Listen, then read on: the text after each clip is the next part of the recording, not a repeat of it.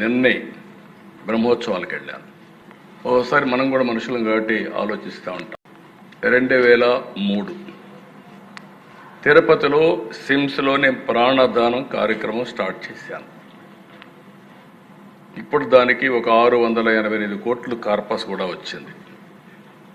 అది స్టార్ట్ చేసి నేరుగా బయలుదేరి పట్టు వస్త్రాలు దేవుడికి సమర్పించాలి, ప్రభుత్వ లాంఛనాలు. ఎగ్జాక్ట్గా అలిపిరి, ఇప్పుడుండే అలిపిరి గేట్ ఏదైతే ఉందో అక్కడ, అప్పుడు నేరో రోడ్డు. అదే అక్కడ పోయిరాక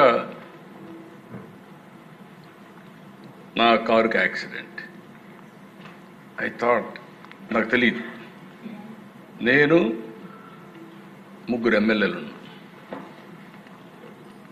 రాజశేఖర్ రెడ్డి, గోపాలకృష్ణారెడ్డి, కృష్ణమూర్తి.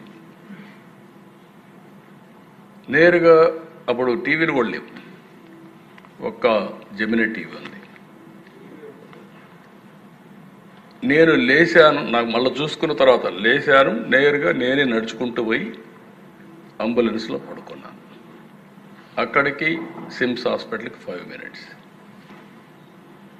నేను అక్కడ పోయి పడుకున్నాక ఆ దిశ స్ట్రెచ్చర్లో తీసుకెళ్తున్నారు. మెలకు వచ్చాను, మెలకు వస్తే చుట్టుపక్కల ఆ పక్క చూశాను, కలెక్టర్, ఎస్పీ ఇద్దరు ఉన్నారు. అప్పుడు చూసి కలెక్టర్ని, ఎస్పీని అడిగాను, ఏం జరిగిందన్న.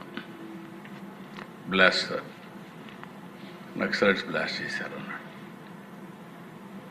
అప్పుడు నాకు రీకలెక్షన్ కూడా, అంటే ఆ స్పరాది మూమెంట్ ఏం జరిగిందో తెలియదు, ఎందుకు తెలియదు అని అడిగితే డాక్టర్లు చెప్పినటువంటి అడ్వైస్, ఒక్కొక్కసారి మైండ్ ఆ నిమిషం బ్లాక్ అవుతుంది, బ్లాక్ కాకపోతే అక్కడి నుంచి ప్రాబ్లం వస్తుంది కాబట్టి బ్లాక్ అయి మళ్ళా రిలీజ్ చేస్తుందని చెప్పే పరిస్థితికి వచ్చారు.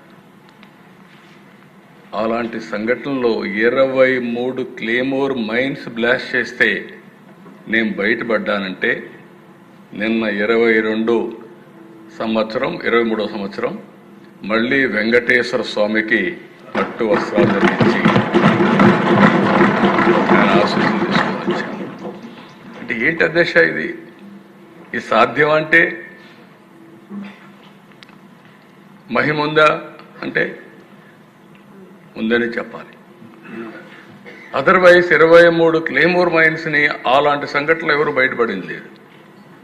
ఇవన్నీ చూసిన తర్వాత మీరు ఎందుకు నా మీద బ్లాస్ట్ చేశారు అంటే నేనే వాళ్ళకు వ్యతిరేకమా, వాళ్ళకు నాకు సంబంధం ఉందా?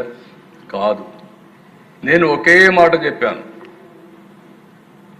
అభివృద్ధి చెందుతున్న ఇలాంటి దేశంలో మీరు అవుట్డేటెడ్ సిద్ధాంతంతో లా అండ్ ఆర్డర్ మీ చేతుల్లో తీసుకొని తుపాకీతో మీరు రాజ్యం చేస్తామంటే కుదరదు, ఇది సమాజానికి మంచిది కాదు, మీరు కూడా మెయిన్ స్ట్రీమ్కి రండి. ఆ రోజు కూడా నేను చెప్పింది ఒకటే చెప్పాను దేశం, మీరు గుర్తుపెట్టుకోవాలి.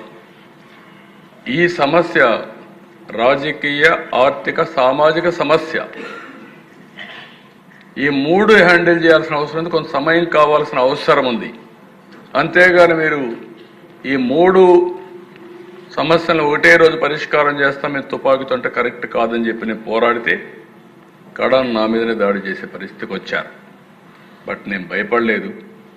ప్రజలకు రక్షణగా ఉండాలని, ప్రజల ఆస్తులు కాపాడాలని, ఈ రాష్ట్ర భవిష్యత్తు కోసం నా ప్రాణాలు పోయినా పర్వాలేదని కష్టపడ్డాను తప్ప ఎక్కడ ఆలోచించలేదు. ఒక్క నిమిషం కూడా నేను ఎన్నికపోలేదు.